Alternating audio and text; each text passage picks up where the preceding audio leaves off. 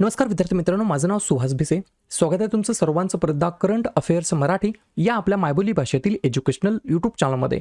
विद्यार्थी मित्रांनो, आज आहे 21 मार्च 2026. आजच्या दिवसाचे जेवढेही चालू घडामोडीचे महत्त्वाचे टॉप प्रश्न बनत असतील ते सर्व प्रश्न आपण या व्हिडिओच्या माध्यमातून पाहणार आहोत. तरी सर्वप्रथम आपण जर नवीन असाल, पहिल्यांदा या चॅनलवरील व्हिडिओ पाहत असाल तर चॅनलला या ठिकाणी अवश्य सबस्क्राईब सुद्धा करून घेऊ शकता. ठीक आहे, चला तर मग आपण आजच्या व्हिडिओला सुरुवात करूया. त्या अगोदर कालच्या व्हिडिओमध्ये जो काही शेवटचा प्रश्न विचारला होता त्या प्रश्नाचं उत्तर जाणून घेऊया. काय होता प्रश्न?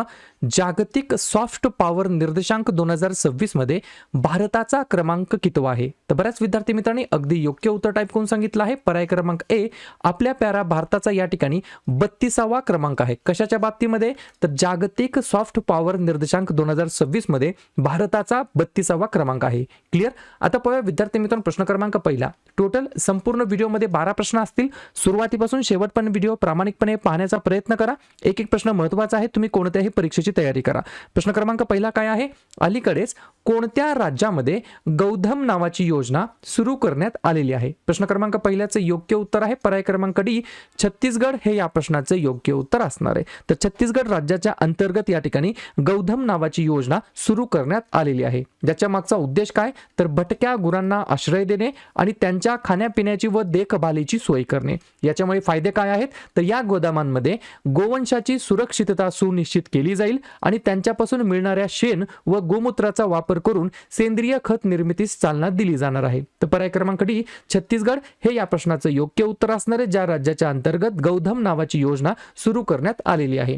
छत्तीसगड ज्या राज्याची स्थापना 1 नोव्हेंबर 2000 साली झाली. मुख्यमंत्री आहेत विष्णुदेव साई, राज्यपाल आहेत रामेन डेका, राजधानी आहे नया रायपूर. 2 महत्त्वाचे राष्ट्रीय उद्यान इंद्रावती आणि कांजरघाटी आणि 3 महत्त्वाचे धरण गँगरेल, मुरमसिल्ली आणि कोटाघाट. ठीक आहे, पाहूया पुढचा प्रश्न. प्रश्न क्रमांक दुसरा. कुसुनपूर नावाचे गाव आहे, बरोबर? तर कुसुनपूर गावाला नुकतेच कोणत्या राज्याचे पहिले स्मार्ट गाव म्हणून घोषित करण्यात आलेलं आहे? 2 नंबरच्या प्रश्नाचं योग्य उत्तर आहे पर्याय क्रमांक सी, ओडिसा हे या प्रश्नाचं योग्य उत्तर असणार आहे. तर ओडिसा राज्याच्या अंतर्गत एक गाव आहे कुसुनपूर नावाचं. त्या गावाला त्या राज्याचं पहिलं स्मार्ट गाव म्हणून या ठिकाणी घोषित करण्यात आलं आहे. याच्या मागचा उद्देश काय? तर लिहून घ्या. कृषी, आरोग्य आणि दैनंदिन जीवनामध्ये आधुनिक तंत्रज्ञानाचा वापर करून गावाला स्वयंपूर्ण बनवणे या उद्देशाने या ठिकाणी हे डेव्हलप केलं जात आहे. या ठिकाणी CSIR म्हणजे काय? Council of scientific and industrial research, मराठीमध्ये म्हणता येईल वैज्ञानिक आणि औद्योगिक संशोधन परिषद यांच्या पुढाकाराने हे गाव तंत्रज्ञान आधारित आणि शाश्वत ग्रामीण विकासाचे मॉडेल बनणार आहे. आणि हे जे काय CSIR आहे याची स्थापना 26 सप्टेंबर 1942 ला झाली आणि याचे वर्तमानमधील महासंचालक आहेत एन कलाई सेल्वी. ठीक आहे, तर ओडिसा राज्यातील कुसुनपूर गावाला नुकतेच त्या राज्याचे पहिले स्मार्ट गाव म्हणून या ठिकाणी डिक्लेअर करण्यात आलेलं आहे. ओडिसा ज्या राज्याची स्थापना 1 एप्रिल 1936 ला झाली. मुख्यमंत्री आहेत मोहन चरण माझी, राज्यपाल आहेत हरिबाबू कंबपती, राजधानी आहे भुवनेश्वर. 3 महत्त्वाचे राष्ट्रीय उद्यान आहेत भितरकनिका, सिमिलीपाल आणि नंदनकनन आणि 4 महत्त्वाचे धरण आहेत हिराकूड, मंदिरा, काला आणि इंद्रावती. पाहूया पुढचा प्रश्न. प्रश्न क्रमांक तिसरा. 2026 सालच्या प्रतिष्ठित संगीता कलानिधी पुरस्कारासाठी कोणाची निवड झालेली आहे? 3 नंबरच्या प्रश्नाचं योग्य उत्तर आहे पर्याय क्रमांक बी, डॉक्टर जयंती कुमारेश असं त्यांचं नाव आहे. काय नाव आहे? डॉक्टर जयंती कुमारेश असं त्यांचं नाव आहे. 2026 सालच्या प्रतिष्ठित संगीता कलानिधी पुरस्कारासाठी त्यांची निवड झालेली आहे. या ठिकाणी जसा आजचा हा तिसरा प्रश्न आहे, कालच्या व्हिडिओमध्ये तिसरा प्रश्न होता फ्रीडम शिल्ड हा जो काय या ठिकाणी सराव आहे तो कोणत्या 2 देशामध्ये आहे? या ठिकाणी सर्वांची मी या ठिकाणी मनातून माफी मागतो, माझ्याकडून या ठिकाणी उत्तर चुकीचं सांगण्यात आलं होतं. या ठिकाणी योग्य उत्तर आहे दक्षिण कोरिया आणि अमेरिका, बरोबर? या 2 देशाच्या अंतर्गत फ्रीडम शिल्ड नावाचा या ठिकाणी जो काही सराव आहे तो आयोजित करण्यात आला होता. प्रश्न महत्त्वाचा आहे, या ठिकाणी करेक्शन करून घ्या. ठीक आहे, एक एक मार्क तुमचे महत्त्वाचे आहेत, त्यामुळे सर्वांचं परत एकदा अगदी अगदी अगदी मनापासून या ठिकाणी माफी मागतो. ठीक आहे, 3 नंबरच्या प्रश्नाचं योग्य उत्तर आहे डॉक्टर जयंती कुमारेश असं त्यांचं नाव आहे. त्यांना या ठिकाणी संगीता कलानिधी पुरस्कारासाठी त्यांची निवड झाली आहे 2026च्या. प्रश्न आहे पुरस्काराबद्दल, तर बाकीच्या नवनवीन पुरस्कार प्राप्त व्यक्तींवरती चर्चा करूया. लिहून घ्या. 2024चा मातृभूमी साहित्य पुरस्कार सारा जोसेफ यांना. बाल साहित्य पुरस्कार 2025 सुरेश सावंत यांना. 2025चा मानसिक आरोग्य पुरस्कार सायमा वाजेद यांना. चिंता रवींद्रन पुरस्कार 2025 शरणकुमार लिंबाळे यांना. टर्नर पुरस्कार 2025 नेना कालू यांना, नृत्य कलानिधी पुरस्कार 2026 उर्मिला सत्यनारायणन यांना, सुभाषचंद्र बोस आपत्ती व्यवस्थापन पुरस्कार 2026 सीता अशोक शेळके यांना, विली रिसर्च हिरोज पुरस्कार 2025 डॉक्टर चंद्रकांत लहरिया यांना, सीईओ ऑफ द इयर हा पुरस्कार देण्यात आला समीर कनोडिया यांना, MP बिर्ला स्मृती पुरस्कार यशवंत गुप्ता यांना आणि संगीता कलानिधी पुरस्कार 2026 ने सन्मानित करण्यात येणार आहे डॉक्टर जयंती कुमारेश यांना. पुढचा प्रश्न क्रमांक 4. नुकतंच उद्घाटन झालेला लोअर कोपोली जलविद्युत प्रकल्प कोणता? लोअर कोपिली जलविद्युत प्रकल्प कोणत्या राज्यामध्ये स्थित आहे? तर पर्याय क्रमांक ए आसाम हे या प्रश्नाचं योग्य उत्तर असणार आहे. 2-3 पॉइंट लिहून घ्या. कोणत्या नदीवरती आहे? तर हा प्रकल्प ब्रह्मपुत्रेची प्रमुख उपनदी या ठिकाणी दक्षिणी उपनदी बरं का असलेल्या कोपिली नदीवरती बांधण्यात आलेला आहे. याची कॅपॅसिटी 120 मेगावॉटची आहे आणि हा बांधण्याचा मागचा उद्दिष्ट आहे राज्याचा वीज पुरवठा मजबूत करणे आणि ईशान्य भारतामध्ये नवीकरणीय ऊर्जेला चालना देणे. या सर्व उद्देशाने या ठिकाणी लोअर कोपिली जलविद्युत प्रकल्प हा कोपिली नदीवरती बांधण्यात आलेला आहे, ज्याचं नुकतंच उद्घाटन करण्यात आलेलं आहे. कोणत्या राज्यामध्ये आहे? आसाम. लिहून घ्या.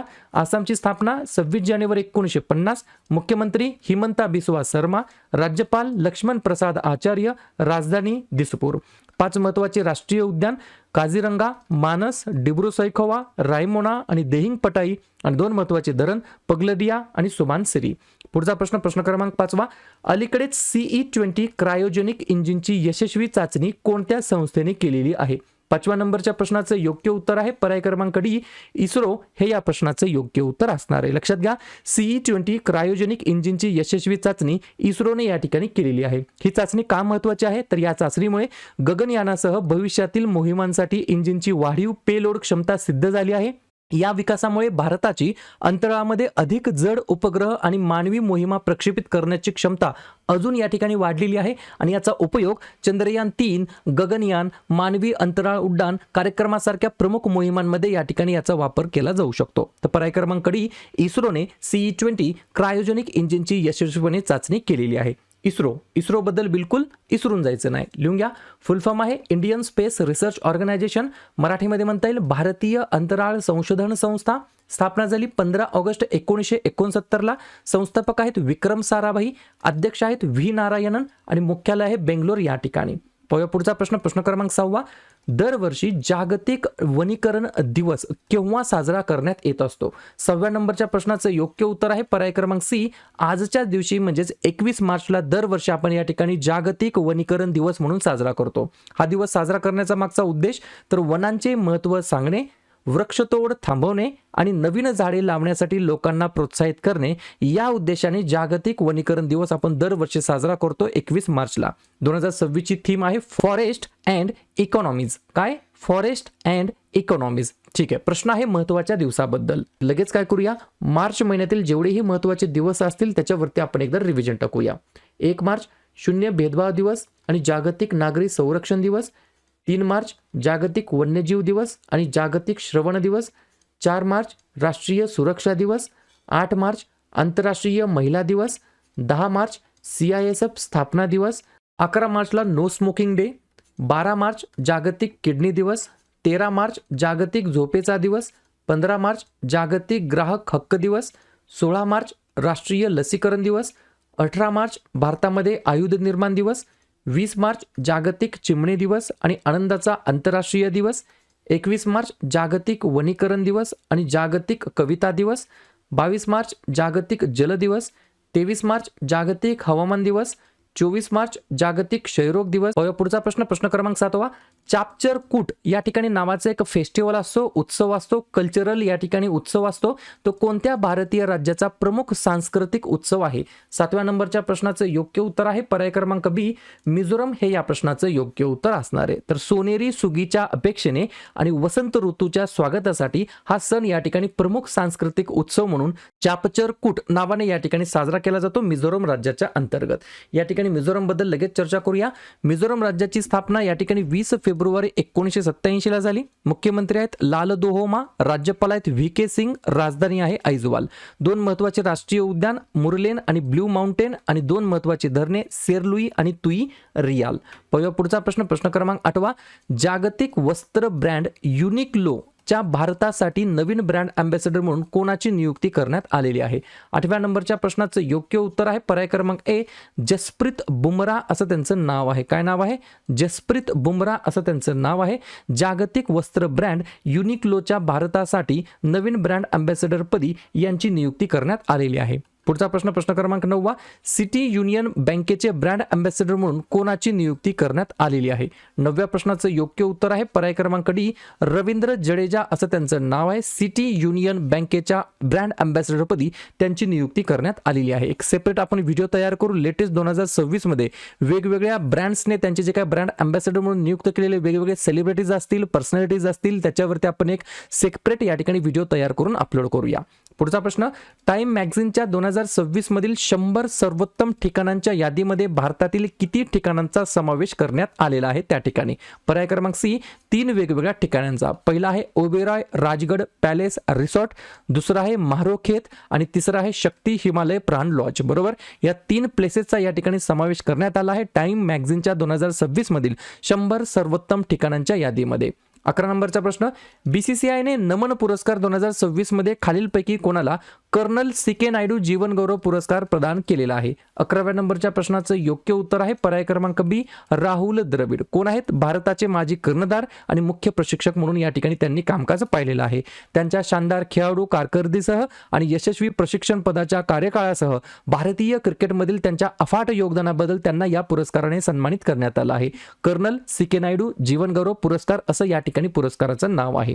शेवटचा प्रश्न, भारत सरकारने कोणत्या केंद्रशासित प्रदेशामध्ये 1250 कोटी रुपयांचा या ठिकाणी विशेष आर्थिक क्षेत्र IT पार्क उभारण्यासाठी मंजुरी दिलेली आहे? तर पर्याय क्रमांक ए, पुदुचेरी हे या प्रश्नाचं योग्य उत्तर असणार आहे. बरोबर, तर पुदुचेरी या केंद्रशासित प्रदेशाच्या अंतर्गत या ठिकाणी IT पार्क उभारण्यासाठी मंजुरी दिली आहे केंद्र सरकारने.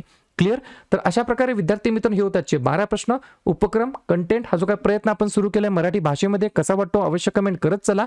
आणि तुमच्यासाठीचा आजचा खास प्रश्न, भारतीय लष्कराने 2026 मध्ये ज्या ऑपरेशन सागर बंधू अंतर्गत एक मोठा प्रकल्प पूल प्रकल्प सुरू केला आहे तर ते कोणत्या देशामध्ये राबवण्यात आलेला आहे? बांगलादेश, नेपाळ, भूतान की श्रीलंका? तर ज्या पण विद्यार्थ्यांनी या प्रश्नाचं योग्य उत्तर येत असेल त्या प्रश्नाचं उत्तर तुम्ही कमेंट बॉक्समध्ये देण्याचा प्रयत्न करा. प्रश्नाचं उत्तर चुकू द्या, बरोबर येऊ द्या, काहीच हरकत नाही. ट्राय करणं, प्रयत्न करणं सर्वात जास्त महत्त्वाचं आहे. आणि दुसऱ्या दिवशी येऊन आपण दिलेल्या प्रश्नाचं उत्तर हे बरोबर आलं की चुकलं, दुसऱ्या दिवशी येऊन नेहमी चेक करणं, अभ्यासामध्ये कन्सिस्टन्सी मेंटेन ठेवणं हे सगळ्यात जास्त महत्त्वाचं ठरणार आहे. लगेच काय करूया, मार्च महिन्यातील जेवढेही महत्त्वाचे दिवस असतील त्याच्यावरती आपण एकदा रिव्हिजन टाकूया. 1 मार्च शून्य भेदभाव दिवस आणि जागतिक नागरी संरक्षण दिवस. 3 मार्च जागतिक वन्यजीव दिवस आणि जागतिक श्रवण दिवस. 4 मार्च राष्ट्रीय सुरक्षा दिवस. 8 मार्च आंतरराष्ट्रीय महिला दिवस. 10 मार्च CISF स्थापना दिवस. 11 मार्चला नो स्मोकिंग डे. 12 मार्च जागतिक किडनी दिवस. 13 मार्च जागतिक झोपेचा दिवस.